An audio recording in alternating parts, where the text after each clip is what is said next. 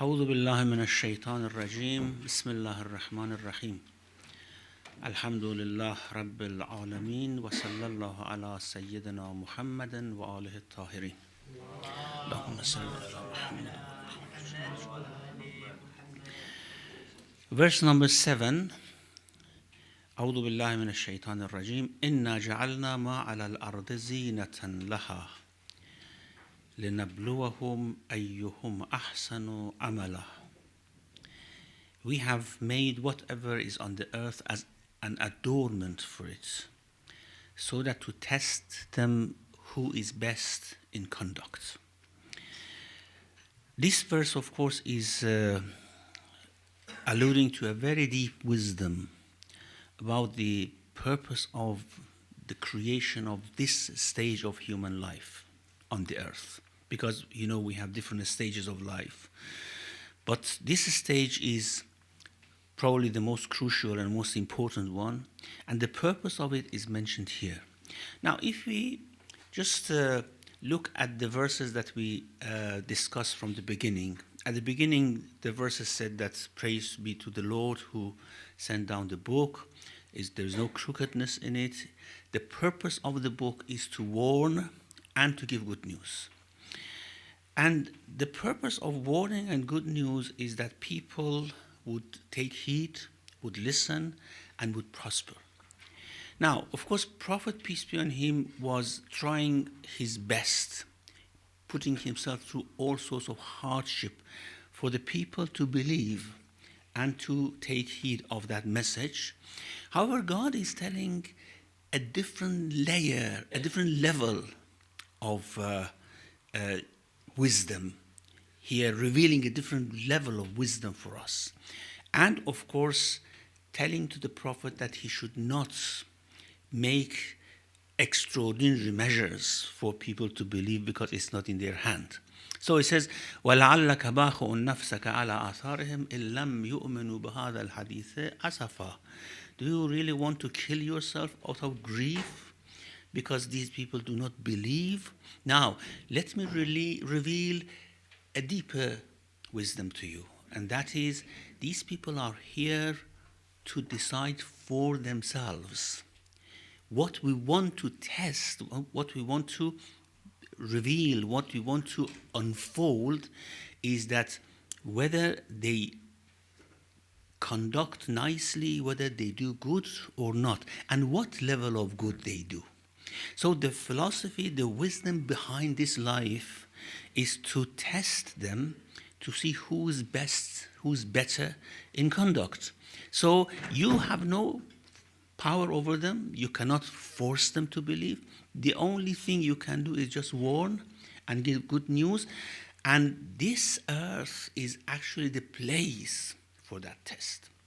Now, so the philosophy, the wisdom behind this life is that we want to see who is better in conduct, and then we place them in their allocated positions after they come to the higher stage, they come to us. This is the wisdom behind the world of this life. Now, we have 3 verses in the Quran talking about this لَنَبْلُوَهُمْ أَيُّهُمْ أَحْسَنُ عَمَلًا. I will talk about that later. But let me talk first about this zina, adornment, because this has come up in the Quran again and again. إِنَّا جَعَلْنَا مَا عَلَى الْأَرْضِ زِينَةً لَهَا. We have made whatever is on the earth. Whatever is on the earth means, of course, the amenities, the food, the plants, the beauties, the hardships, everything. And the relationships that humans have amongst themselves. These are just adornments so that they are attracted to the life of this world. Allama Tawatabai Rahmatullah Alay, among all the exegetes, have a very interesting comment here. He says, the verse actually is telling us that we do not belong to this world. And therefore, our souls would not have interacted with anything of this world if it was not for this adornment. God has made it attractive. It is not attractive for us at all. We have no purpose in this life. So there should be a sort of adornment, something which attracts us, which somehow make us stick on this earth, so that we do our conduct, we perform whatever we have to perform, and then according to that we will be placed in our positions in our next stage of life. So what has been made an adornment is, for example, our children. We are attached to this world because of our children. We are attached to this world because of our spouses. We are attached to this world because of our property. Now imagine if none of these were here. If none of these were here, what business did we have to do here? So God has made it attractive through these sort of interactions. This is the zina, adornment of Allah. Al-malu wal-banun zinatul hayat dunya. Children and wealth is just an adornment of life of this world. It's not going to last. It's going to perish. وَالْبَاقِيَاتُ الصَّالِحَاتُ خَيْرٌ عِنْدَ رَبِّكَ ثَوَابًا. What would remain is good in reward. What would remain is what you will have in yourself later on. These things, of course, will perish. What we have made a sort of connection between you by this adornment. There are many other verses of the Quran talking about this zina. زُيِّنَ لِلنَّاسِ in Surah Al-Imran. زُيِّنَ لِلنَّاسِ حُبُّ الشَّهَوَاتِ مِنَ النِّسَاءِ وَالْبَنِينَ وَالْقَنَاطِيرِ الْمُقَنطَرَةِ وَالْخَيْلِ الْمُسَوَّمَةِ وَالْأَنْعَامِ وَالْحَرْثِ وَإِنَّ ذَلِكَ لَمَّا مَتَاعُ الْحَيَاةِ الدُّنْيَا. All these things, what is mentioned here, women. Of course, when women is mentioned here, it means the spouses, women and men for different sexes. And nisa, والبنين, sons, قناطير المقنطرة من الذهب والفضة, sacks full of gold and silver, livestock, especially horses, an'am, hearth, farm. It has actually gone through a sort of details here about this zina. ذَلِكَ مَتَاعُ الْحَيَاةِ الدُّنْيَا. This is all wares of the life of this world. Your souls shouldn't have been attracted to these things, because as Allama says in his comment, we do not belong to this world. We are not interested in this life, if it was not for these adornments that God has made for us. قُلْ مَنْ حَرَّمَ زِينَةَ اللَّهِ. Now, when we say this adornment, this zina, this is not important, this is just wear of this life, some people say, okay, so should we at all be attached to it? Should we use it at all? Allah says, yes, of course you have to use it. This is why I have adorned it. I have made it beautiful for you to use it. It is not, of course, something that you have to spend all your soul and heart into it. But I have adorned it so that you use it, because I want to see how you behave in this world. So in Surah A'raf we discuss this. قُلْ مَنْ حَرَّمَ زِينَةَ اللَّهِ الَّتِي أَخْرَجَ لِعِبَادِهِ وَالطَّيِّبَاتِ مِنَ الرِّزْقِ. Who has forbidden for you the adornment of Allah?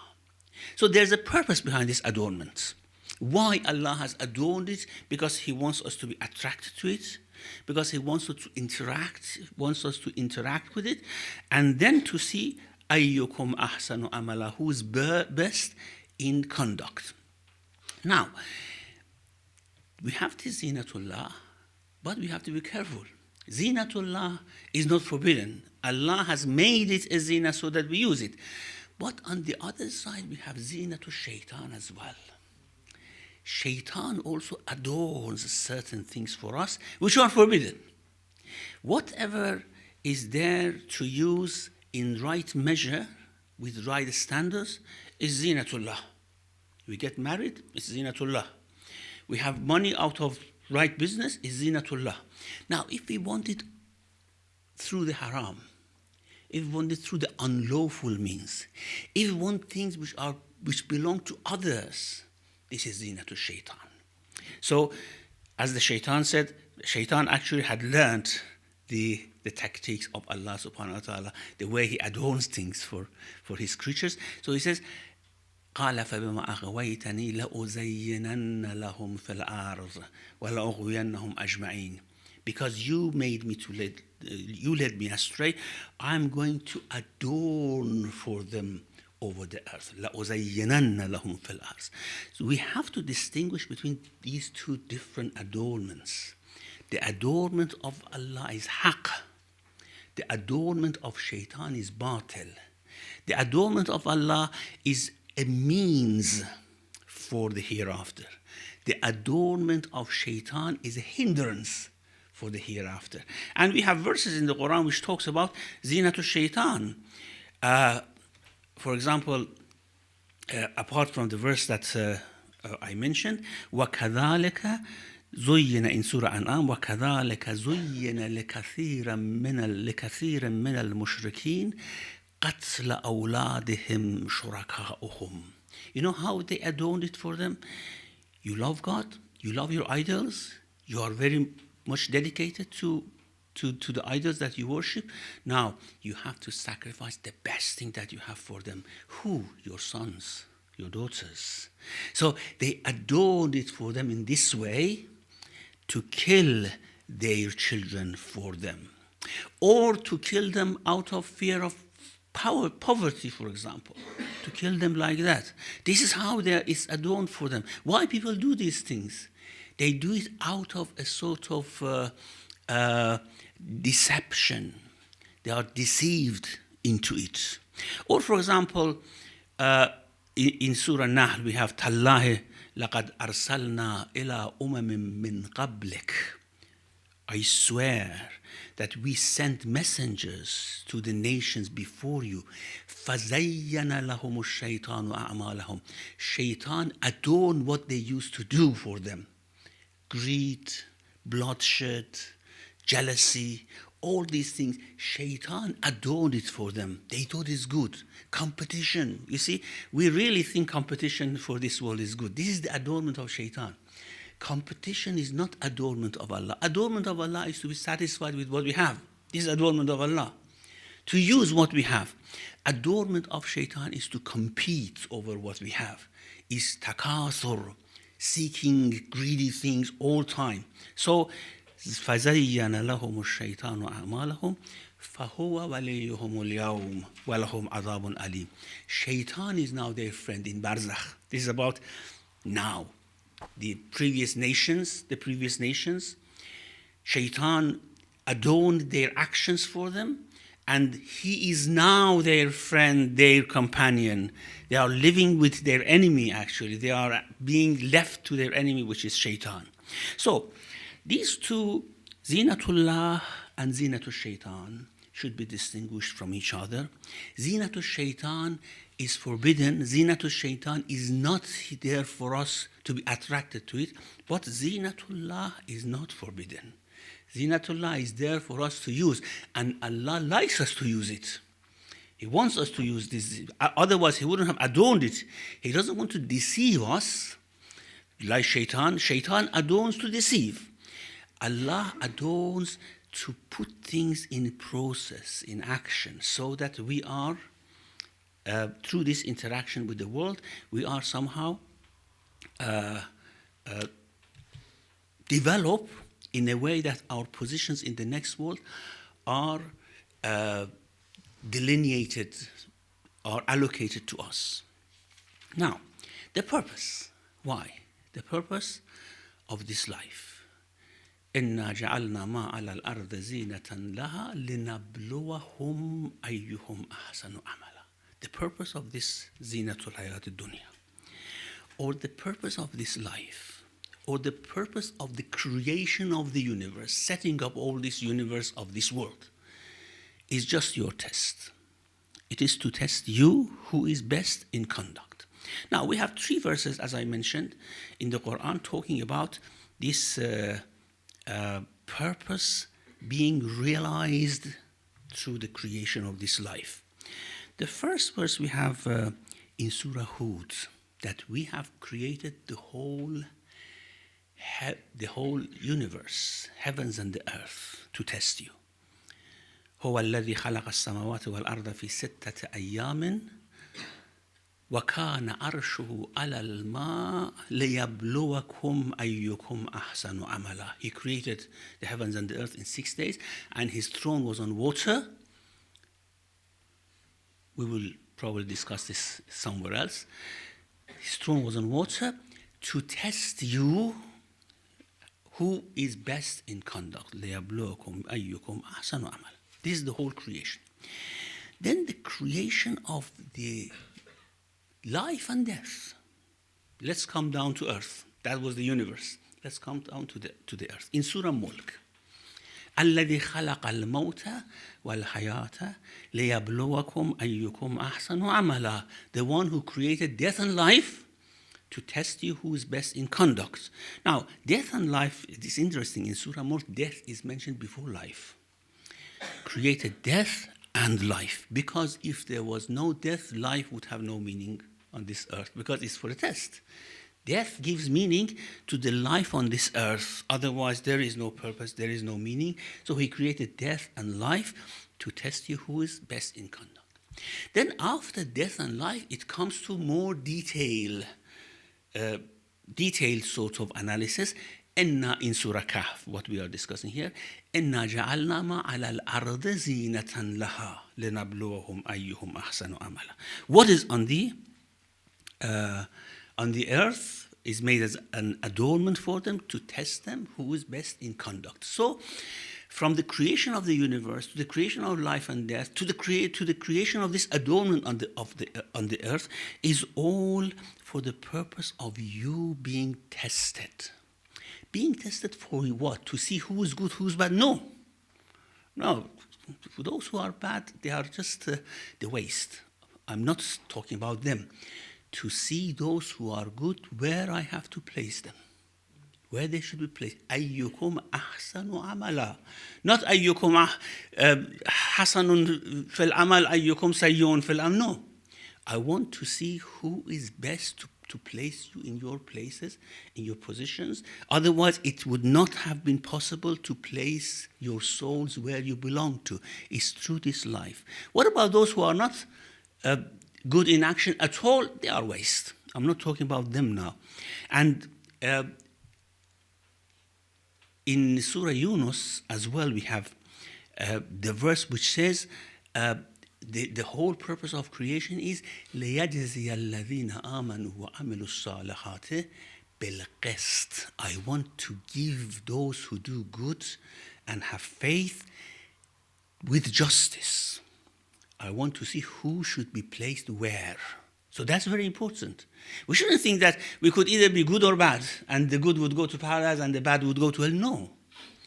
Who should be higher? Who should be lower? Those who go to hell, they are not connected to us, inshallah. We are not connected to them. That's a different issue. Who, as this hadith says, I have mentioned this before from Imam Ja'far as-Sadiq alayhi salam, he said to his followers, all of you would go to paradise, but try for your higher positions, for darajat. That is the purpose of this life. The purpose of this life is not to determine who should go to hell, who should go to paradise. The purpose of this life is to determine who should stand where in paradise. And then, of course, shaitan would deceive some, they go to hell, and eventually, inshallah, they may come out. But the purpose, the initial purpose is that, لِيَبْلُوَكُمْ أَيُّكُمْ أَحْسَنُ عَمَلًا, who is best in conduct. The purpose. Does Allah have a purpose in his actions? What is the purpose of creation? Now, here, this question comes up again and again. What is the purpose of creation? Now, if you ask about what is the purpose of the created, we know it. In this life, the purpose of the created is to be tested, us to be tested, to see who is best in conduct. The overall purpose of us, not only in this life, throughout the stages that we go through, is to worship God, and by that worship you get closer and closer and closer to Him. وَمَا خَلَقْتُ in Surah Zariyat, we have to differentiate between these two. Surah Zariyat and these verses which talk about being good in conduct. وَمَا خَلَقْتُ الْجِنَّ وَالْإِنسَ إِلَّا لِيَعْبُدُونَ. I have not created jinn and ins but to worship me. This is not limited to this life. Even when we go to Barzakh, of course, the type of worship there is different. There's no taklif anymore, but we still worship.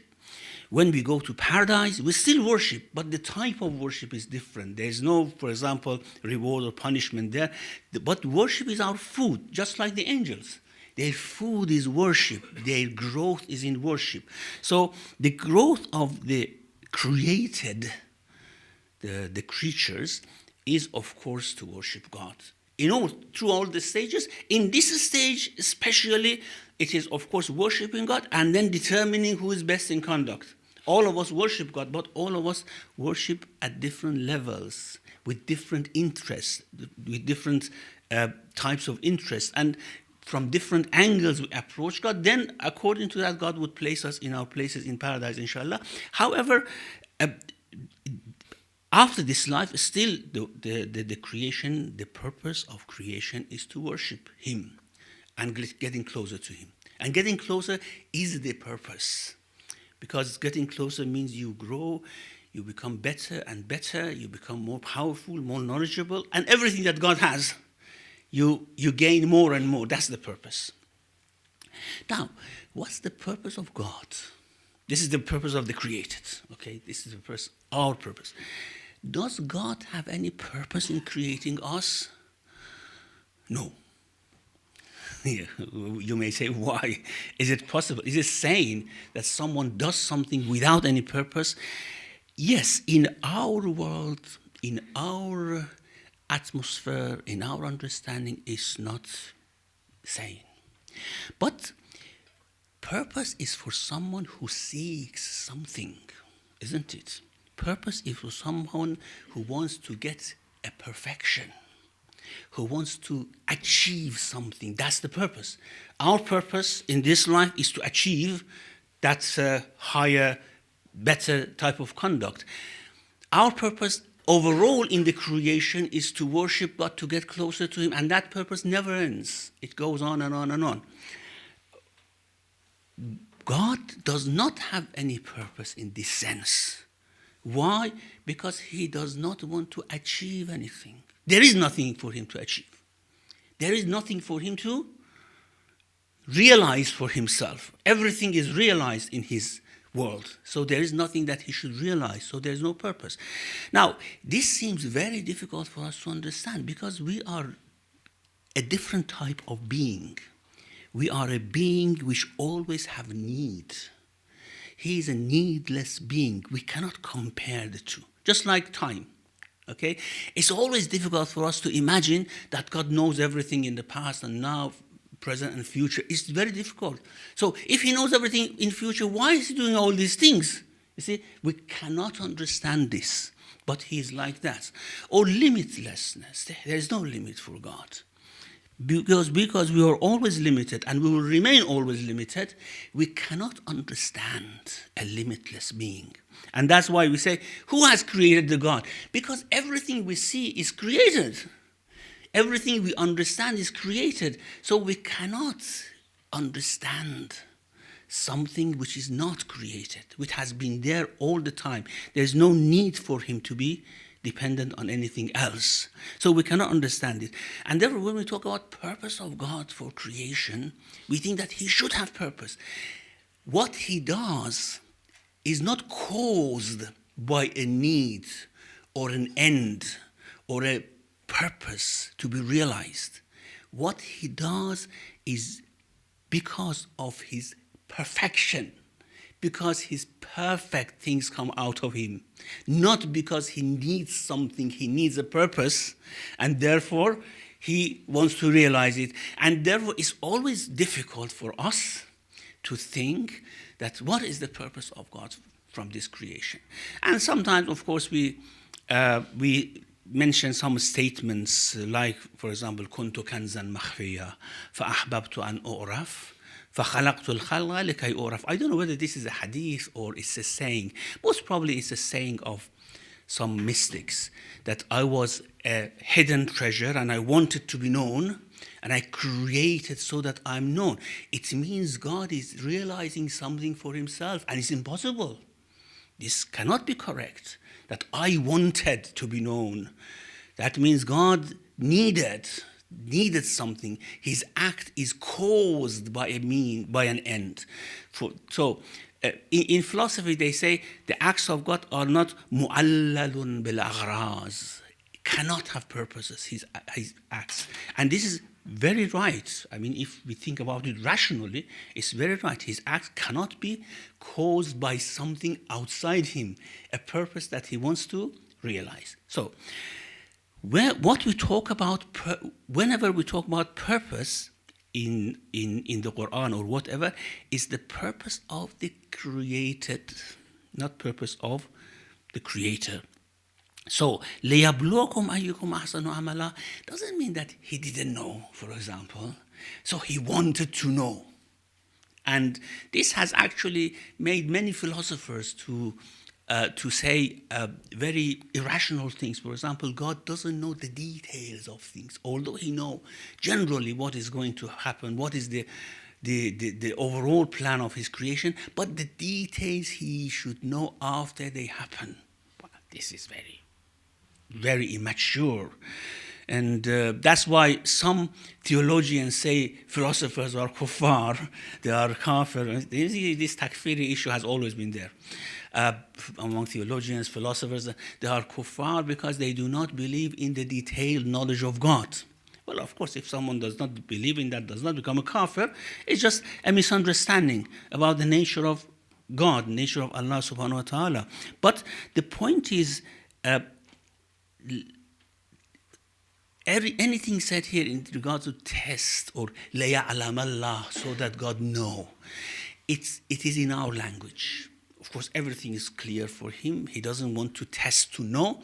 He wants to put us through this so that we achieve whatever we have to achieve. And this is the meaning of so that he know, so that he tests you. So we should not misunderstand these terms which are used metaphorically in our human language. So, let's repeat the verse in Surah Yunus. إِلَيْهِ مَرْجِعُكُمْ جَمِيعًا. All of you will return to him. وَعْدَ اللَّهِ حَقًّا. This is the true promise of God. إِنَّهُ يَبْدَأُ الْخَلْقَ ثُمَّ يُعِيدُهُ. He initiates the creation, then he returns it back. لِيَجْزِيَ الَّذِينَ آمَنُوا وَعَمِلُوا الصَّالِحَاتِ بِالْقِسْطِ. To reward those who do good in justice. What about those who do not do good? Well, وَالَّذِينَ كَفَرُوا لَهُمْ شَرَابٌ مِّنْ حَمِيمٍ وَعَذَابٌ أَلِيمٌ بِمَا كَانُوا بِآيَاتِنَا يَكْفُرُونَ. For them there is a punishment, but that's not the purpose. That's not the purpose of your creation. The purpose of the creation of this life, coming from God, going back to God, is to لِيَجْزِيَ الَّذِينَ آمَنُوا وَعَمِلُوا الصَّالِحَاتِ بِالْقِسْطِ. To make justice between those who believe. And make justice between those who believe. Again, the term justice here doesn't mean the justice we try to establish in this world. It is a sort of existential justice to determine your limit of existence, to determine your limit of closeness to power, to knowledge, to all these things. It should be determined in this life. Now, after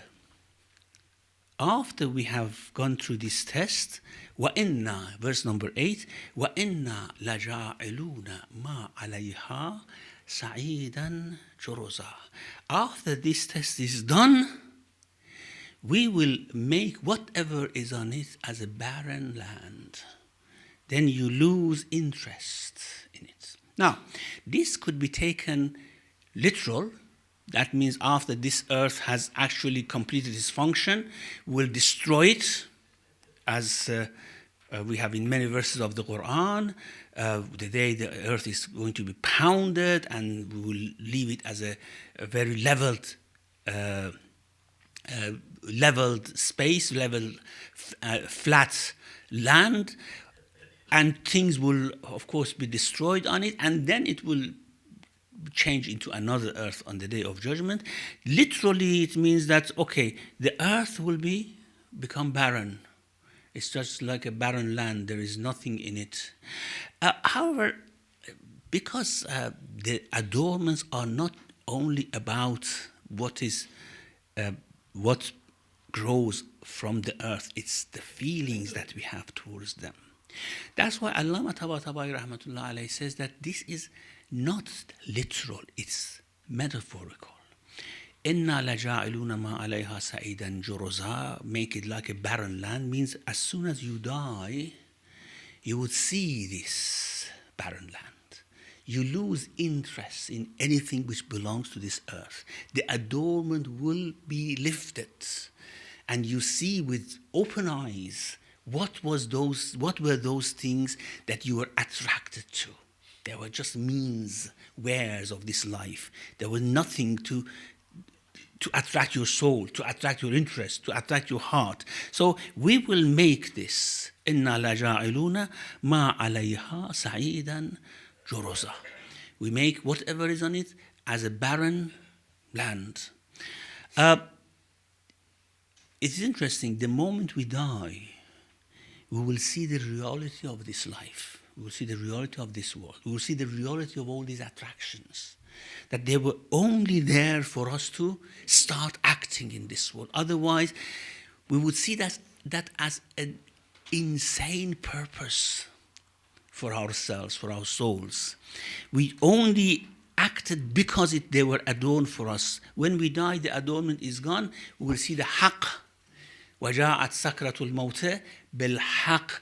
The stoppers of the death will bring the truth, will bring the reality. The adornments are lifted. So I think what Allama says here makes more sense. Not that we are going to make this earth as a barren land so that no living being would be interested to live on it. No.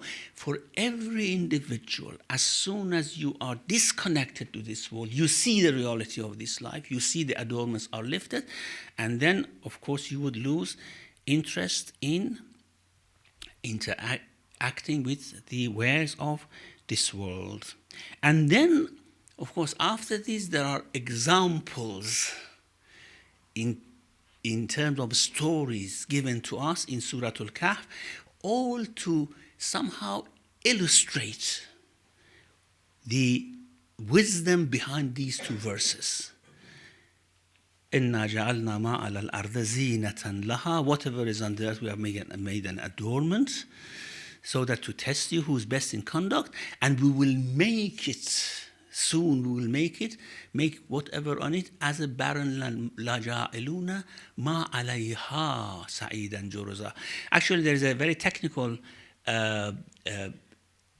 literature used here, and Allama alludes to that and actually uses that to support his idea. That is, he doesn't say, وَإِنَّا لَجَعَلُوهُ سَعِيدًا جُرُزًا. We will make the life of this world, or whatever, we will make the earth as Sa'idan, because earth can be made a barren land. He says, we will make whatever is on it a barren land. So that should be metaphor. That is an ista'ara. Like a barren land. We will make it like a barren land. And therefore the adornments will be gone for the deceased, not for others. They're still there for the others. And then the stories come, inshallah, we'll discuss that. Start discussing it from next week, inshallah. Wa sallallahu ala Muhammadin wa alihi at-tahirin. Thank you very much, Shaykh. Very philosophical lecture today. Was it? I thought it was theological. Whatever it was. Yeah. So can we start with some discussion with the sisters or brothers, whoever is ready to sort of... Zuhair? Thinking? No? Manzoor, sisters? Anybody, sisters? Somebody starts then. Yes, of course. Yeah. Switch on the mic at the bottom. Assalamu alaikum. It's a very general question because nobody else has one at the moment. But this procedure, as you say, Allah knows what we will become. and just clarify it. If he knows what we will become, why are we going through all this test? Why can't he just say, well, here you are, I know what you're going to do, put you there? Why do we have to go through all this in order to reach somewhere? Yeah, we have discussed this before. It's just like, for example, I have planned to build something and I know what it will become. Then I say, well, I have the plan, I don't build it anymore. So the plan is something, to realize that plan is something else. It's just to realize that plan. Otherwise, he knows right from the beginning what the plan is, how the procedure for realization of that plan is going to be. He knows all these things. It's just for us to go through that process and to become. I think that's the point. I mean, this is what you're describing is for you and me. But he is kun fayakun. You and me are not kun fayakun. He doesn't have to go through that process. Why is he going through that process? For what reason? For him, there is no process. For him, everything is instant. You see, he's out of time. Time is for us. He's out of time. So it's just as kun fayakun is there. Yeah. And that's why we have in tradition, when he created human beings, he took them from the loin of Adam, and this is again metaphorical. He said, this for hell, this for paradise.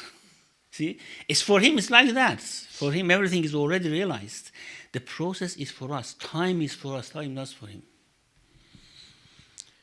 Any sisters? Yes.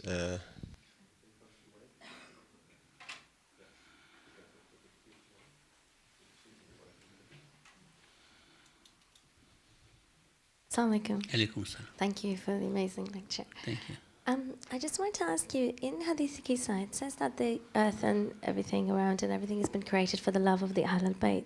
Can you just shed some light on that? I'm trying to, marry up the two about the purpose. I know, like you said, Allah doesn't need a purpose as such, but what our purpose is and how that fits in with the love of the Ahlul Bayt. Yeah. Please. Ahlul Bayt are manifestation of names of Allah. If we separate Ahlul Bayt from God, then nothing makes sense over these things, you see. But if we say that, yes, Allah has manifested himself to human beings through certain individuals who are very perfect, and they are our means to God. You see, not taking Ahlul Bayt as individuals whom we have to love, but as means to God, then of course all makes sense. Because yes, of course, isn't it the case that he has created us to test us who is best in conduct? How could we be good in conduct? By following Allah's commands, isn't it? Who gives us the Allah's commands? It's the Ahlul Bayt and the Prophet. So loving them is actually going after that purpose which is created for us. Thanks, sister, because up till now I've been taking it very literally, just to say it. Yeah. I've been taking it very literally. Yes, sisters, did you have something? Any sisters? Brothers? Yeah, Mansoor, can you take the mic there?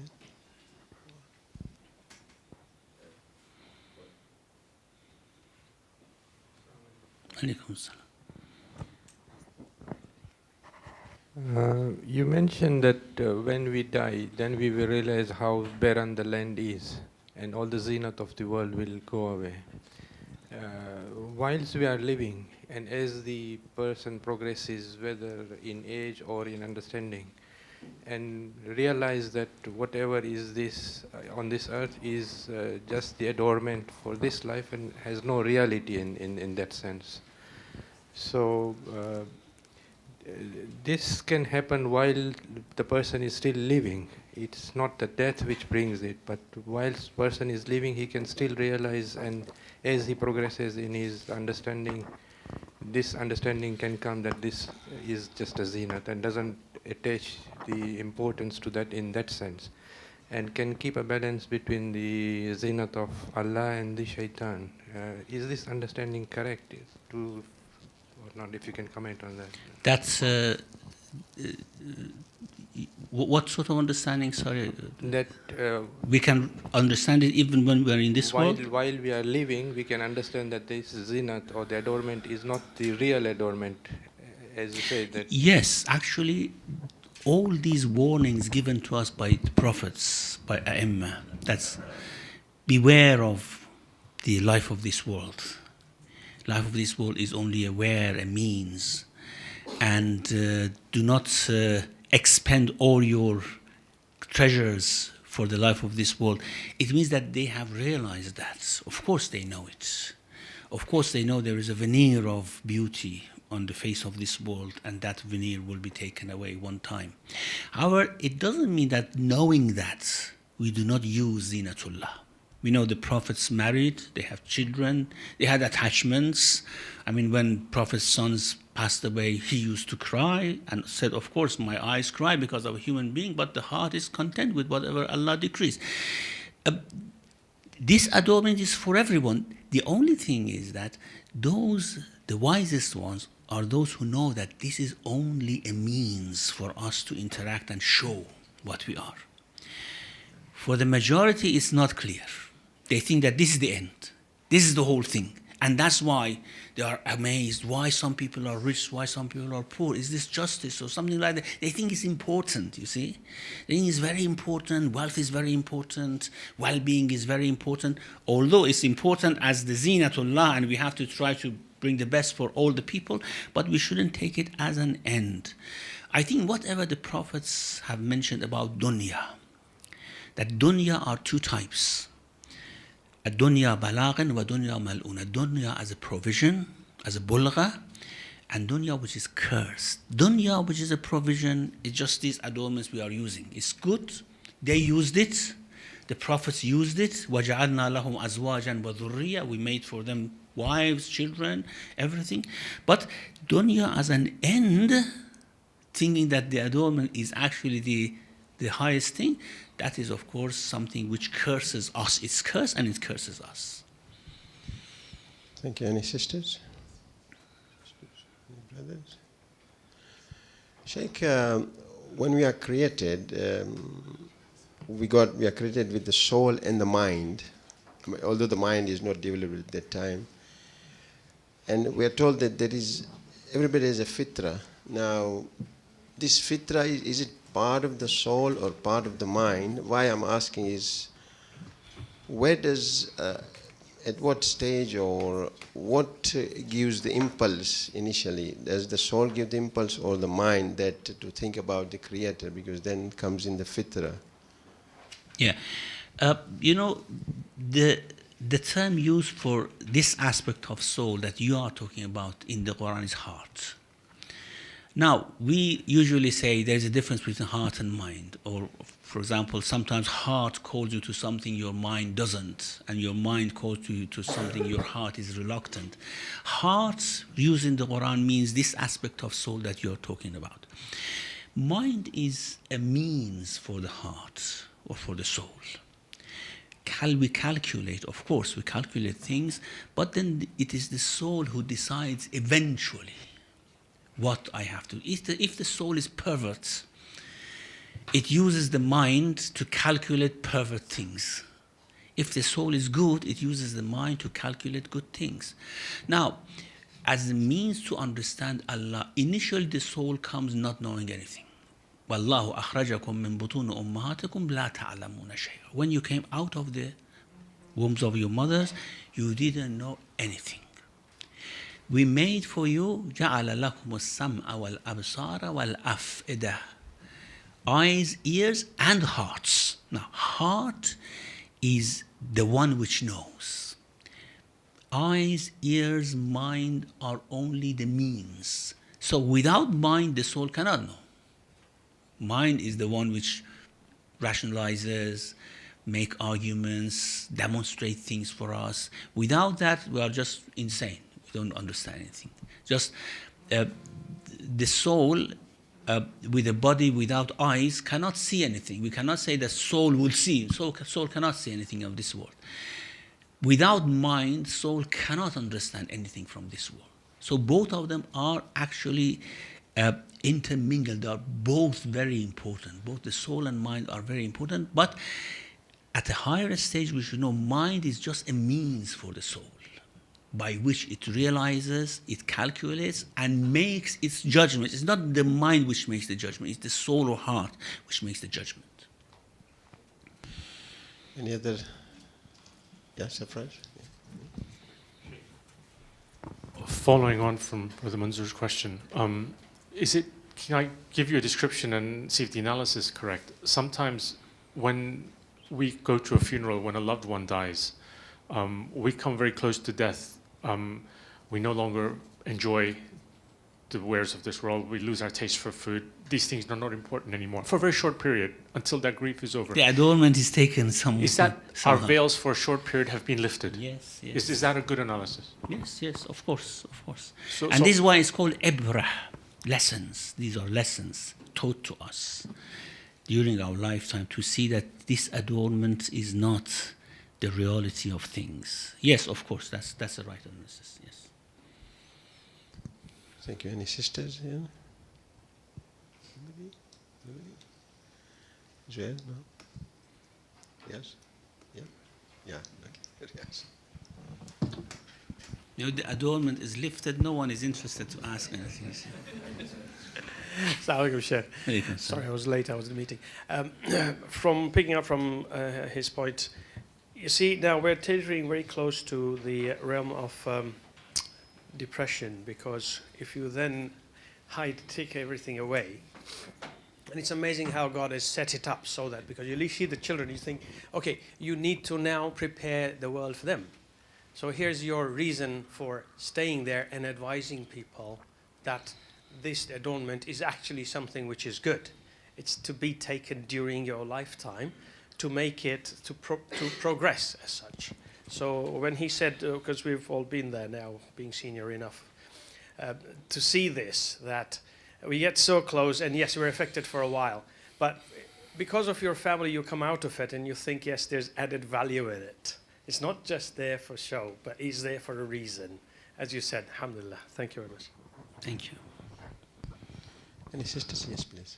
Assalamu alaikum. Alaikum Thank you. salam. So when Allah subhanahu wa ta'ala talks about arada shay'an and his irada in the Quran, so you're saying even that is a way of expressing it in our language, but that there's...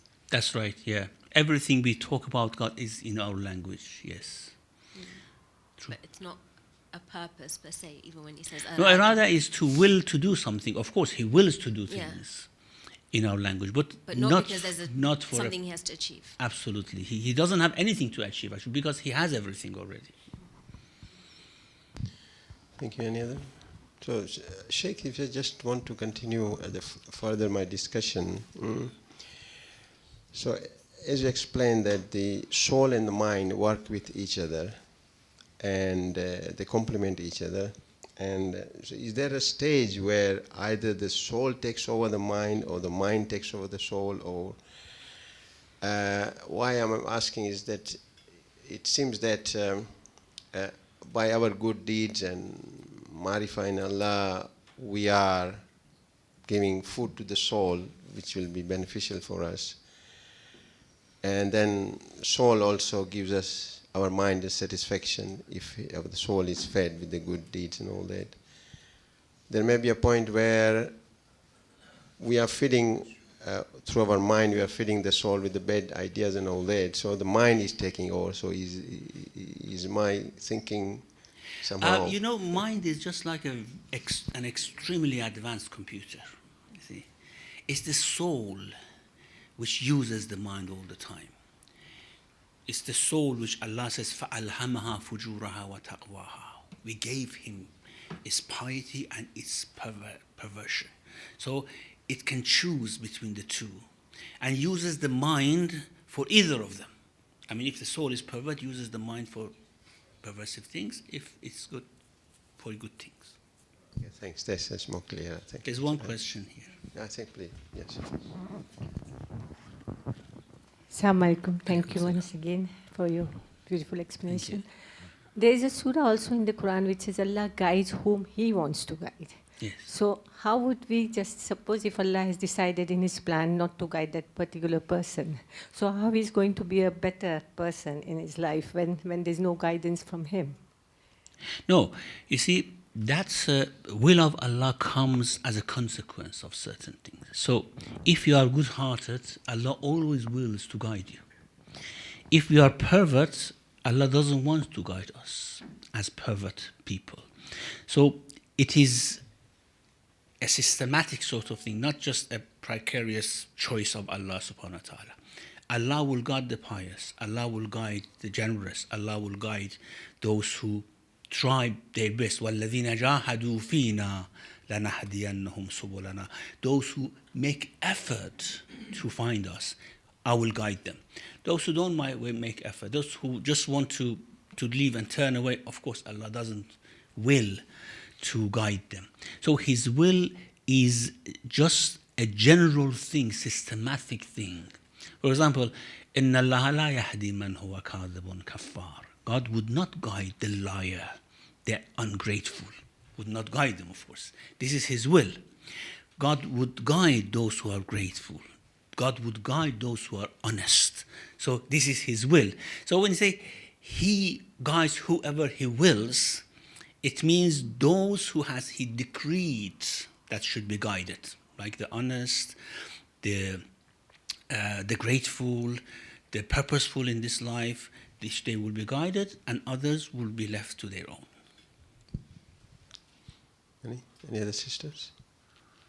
It seems that ultimately it's the soul, the purity of the soul that guides everything.